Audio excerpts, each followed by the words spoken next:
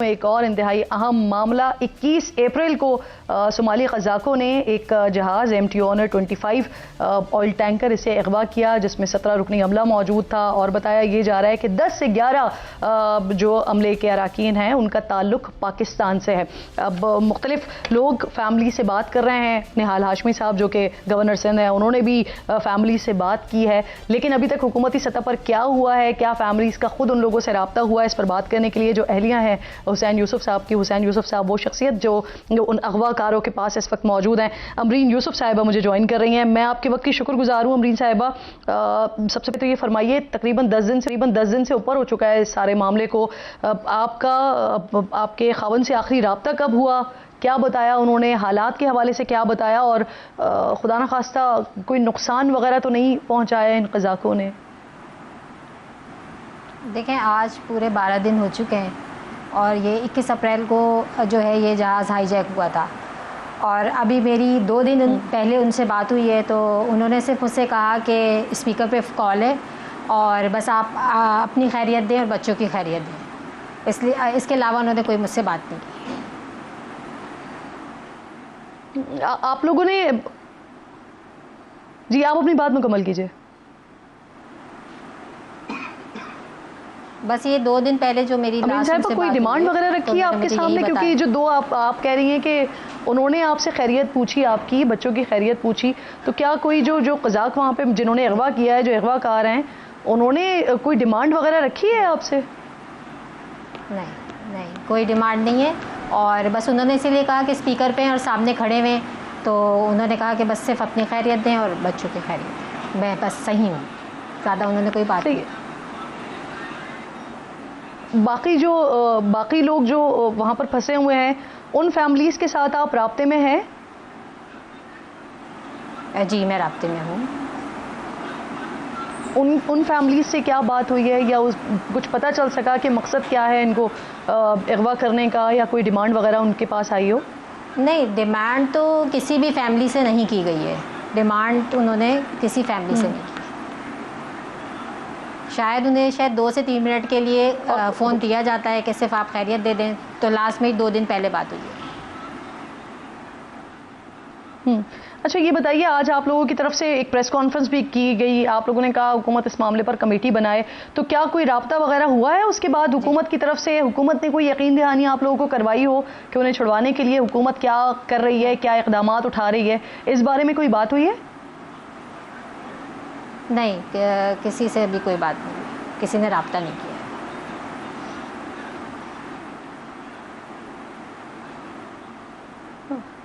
امرین صاحبہ، کچھ ہمارے پاس اطلاعات بھی آئی ایسی، پلیز اسے کنفرم بھی کیجیے گا کہ جب آپ لوگوں کا یہ معاملہ ہائی لائٹ ہوا ہے، آپ لوگوں نے پریس کانفرنس وغیرہ کی ہے، تو اس کے بعد کچھ مزید فیملیز نے بھی آپ لوگوں کو رابطہ کیا ہے اور انہوں نے بھی بتایا ہے کہ ان کے جہازوں پر بھی، جو ان کے جہاں پر فیملی کے لوگ عملے کے طور پر سوار تھے، ان جہازوں پر بھی حملہ وغیرہ ہوا ہے، انہیں بھی اغوا کیا گیا ہے، تو ان لوگوں کی وہ کتنے لوگ ہیں، کب ہوا ہے، اس کی کوئی ڈیٹیلز ہیں آپ کے پاس؟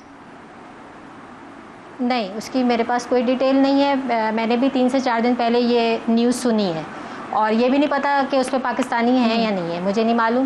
بس میں یہ صرف یہ بیان کرنا چاہوں گی کہ دیکھیں، اس روٹ پہ اور جہاز بھی چل رہے ہیں جس پہ میرے ہسبینڈ کے فرینڈس وغیرہ بھی ہیں دوسرے جہازوں پہ، تو دیکھیں ان کے پاس بھی کوئی سیفٹی سیکیورٹی نہیں ہے۔ آج جیسے یہ چیز ہمارے ساتھ ہوئی ہے، کل کسی کے ساتھ بھی ہو سکتی ہے، تو جو لوگ صومالیہ اس سی میں ٹریول کر رہے ہیں تو وہ بھی سیف نہیں ہے، وہ ہمیں یہ چیز امرین صاحبہ، یہ آپ کے ہسبینڈ پہلی دفعہ گئے تھے یا وہ جاتے رہے ہیں، جاتے ہیں؟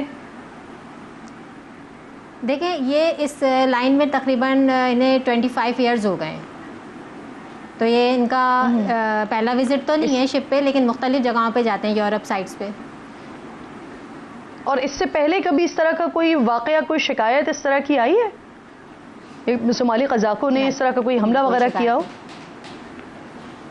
نہیں نہیں ایسا کچھ یہ سارا واقعہ پہلی دفعہ ہوا ہے. اچھا آپ بتا رہی ہیں لانگ ٹائم مطلب 25 سال کی رفاقت بھی ہوگی ڈیفینیٹلی پھر اس کمپنی کے ساتھ جس کے ساتھ وہ کام کر رہے ہیں, تو یہ وزٹس ان کے مسلسل ہو رہے ہوتے ہیں. تو یہ بتائیے کہ اس وقت موجودہ حالات میں آپ لوگ آواز تو اٹھا رہے ہیں, حکومت کی طرف سے بھی ہم یہ شنید تو سن رہے ہیں, جیسے گورنر صاحب کہہ رہے ہیں کہ حکومت پیچھے نہیں ہٹے گی, وفاقی حکومت اس کے لیے کام کر رہی ہے, لیکن اسپیسیفکلی وہ کمپنی جس کے ساتھ وہ کام کر رہے تھے وہ ان کی طرف سے کیا جا رہا ہے؟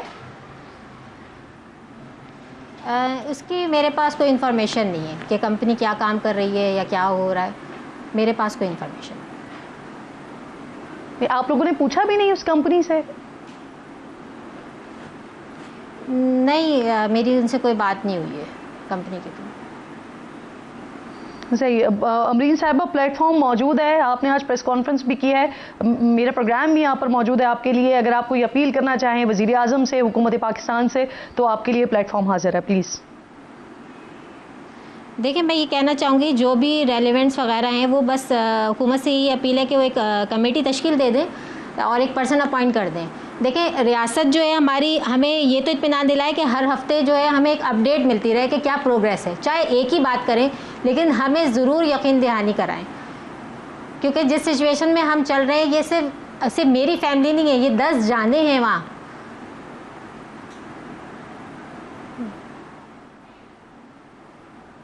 صحیح. یہ یقیناً مشکل وقت ہے آپ کے لیے, نہ صرف آپ کے لیے بلکہ وہ تمام فیملیز جو اس سچویشن سے گزر رہی ہیں کہ ان کا کوئی پیارا شپر موجود ہے اور اسے اغوا کر لیا گیا ہے اور ابھی تک بتایا بھی نہیں جا رہا کہ وہ اغوا کار چاہتے کیا ہیں, اغوا کیا کیوں گیا ہے. امرین یوسف صاحبہ بہت بہت شکریہ. ہم بھی اپنے پلیٹ فارم سے گزارش کریں گے حکومت سے کہ اس معاملے کو فوری طور پر دیکھا جائے. 28 فروری کو ایران پر امریکی اور اسرائیلی حملوں کے آغاز کے بعد سے بیسیکلی اب تک پاکستان میں حکومت 4 مرتبہ پیٹرول کی قیمتوں میں اضافہ کر چکی ہے. ایران جنگ سے پہلے پاکستان میں پیٹرول کی جو فی لیٹر قیمت تھی وہ 267 روپے تھی, جبکہ ڈیزل کی جو فی لیٹر قیمت تھی وہ تقریباً 281 روپے تھی. لیکن اب ایران جنگ کے 60 دن بعد پاکستان میں پیٹرول اور ڈیزل کا ایک لیٹر عوام کو 400 روپے سے زائد میں پڑ رہا ہے. اور حکومت مسلسل یہی کہہ رہی ہے کہ وہ یہ اضافہ وہ تھوڑی کر رہے ہیں, بلکہ تو ایران جنگ کے اثرات کا نتیجہ ہے. اور پیٹرول صرف پاکستان ہی نہیں بلکہ پوری دنیا میں ہی مہنگا ہو رہا ہے. کہ حکومت کی بات کسی حد تک تو چلے قابل قبول ہے کہ ایران جنگ کی وجہ سے عالمی منڈی میں تیل کی قیمتیں بڑھنے سے پاکستان میں بھی اضافہ ہو رہا ہے, لیکن حکومت کی پوری بات درست نہیں ہے. خاص طور پر خطے کے آس پاس کے ممالک میں پیٹرول کی قیمتوں میں اضافے سے متعلق حکومت کے بیانات غلط ہیں, بالکل غلط ہیں. وہ کیسے, ذرا آپ کو ساری تفصیلات بتاتی ہوں. ایران جنگ کے آغاز کے بعد سے دنیا بھر میں 95 ممالک میں پیٹرولیم مصنوعات کی قیمتوں میں اضافہ دیکھا گیا.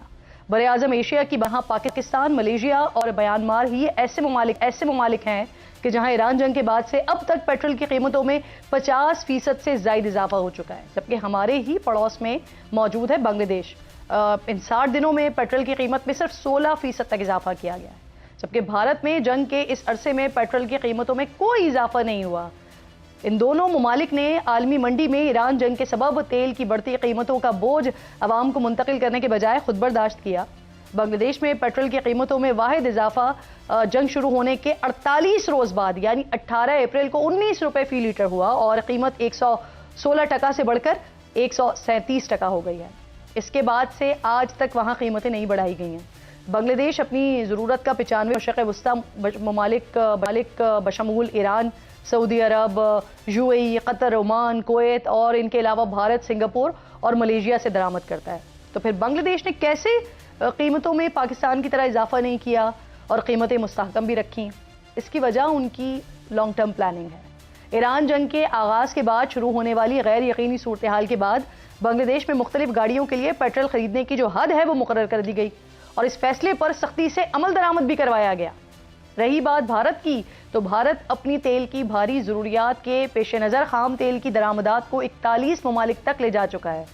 روس سے رعایتی قیمتوں پر تیل کی خریداری کے ساتھ ساتھ تقریباً 1.5 ارب آبادی والے ملک میں حکومت نے پیٹرول اور ڈیزل پر خصوصی اضافی ایکسائز ڈیوٹی میں کمی کی ہے. بھارتی حکومت نے پبلک سیکٹر کی آئل مارکیٹنگ کمپنیز کو قیمتیں مستحکم رکھنے کی ہدایت کی ہے. جنہوں نے قیمتوں میں اضافہ نہیں کیا پڑوس سے نکل کر اگر ہم پیٹرول کی قیمتوں میں اضافے کا رجحان دیکھنے کے لیے مغرب کی طرف بھی جاتے ہیں نا، تو وہاں بھی امریکہ جس نے یہ جنگ چھیڑی ہے، وہاں ان 60 دنوں میں مجموعی طور پر 42% پیٹرول کی قیمتیں بڑھی ہیں، جبکہ اسی کے پڑوس میں موجود ہے کینیڈا، وہاں 24%، برطانیہ میں پیٹرول کی قیمتوں میں 19% اضافہ ہوا ہے۔ اب واپس آئیے پاکستان، آپ کو بتاتے ہیں کہ کیا واقعی ایران جنگ کی وجہ سے ہی آئے روز پیٹرول کی قیمتوں میں اضافہ بھگت رہے ہیں ہم؟ صورتحال مختلف ہے ذرا۔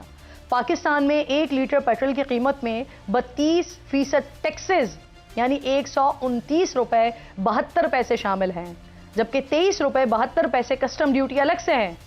ہم اور آپ فی لیٹر پیٹرول پر 103 روپے 50 پیسے لیوی اور 2 روپے 50 پیسے کلائمیٹ سپورٹ لیوی بھی ادا کر رہے ہیں، جبکہ 2 روز پہلے حکومت نے ڈیزل پر 0% جو لیوی تھی وہ ختم کر کے فی لیٹر ڈیزل پر 28 روپے 69 پیسے پیٹرولیم لیوی بھی عائد کر دیا ہے۔ تو کیا یہ بھی عالمی مارکیٹ میں تیل کی قیمتوں میں اتار چڑھاؤ کے باعث ہوا ہے؟ یہاں صورتحال کچھ یوں ہے کہ ایف بی آر مسلسل اپنا ٹیکس ٹارگٹ حاصل نہیں کر پا رہا ہے اور رواں مالی سال کے 10 ماہ میں شارٹ فال 683 ارب روپے پر پہنچ گئے۔ سینئر صحافی ہیں شہباز رانا، ان کی خبر کے مطابق ایف بی آر کے شارٹ فال کی وجہ سے آئی ایم ایف نے 53 روپے لیوی لگانے کا کہا تھا، جس کے بعد حکومت نے آئی ایم ایف سے یہ کام 2 مرحلوں میں کرنے کی بات کی ہے۔ پہلے ڈیزل پر لیوی کو 0 سے بڑھا کر 28 روپے سے زائد کر دیا، اور اب آپ خود ہی فیصلہ کر لیں کہ ان 2 ماہ کے دوران پاکستان میں دنیا بھر میں دوسرے نمبر پر پیٹرول مہنگا ایران جنگ کی وجہ سے ہوا ہے یا پھر حکومتی نااہلیوں کے باعث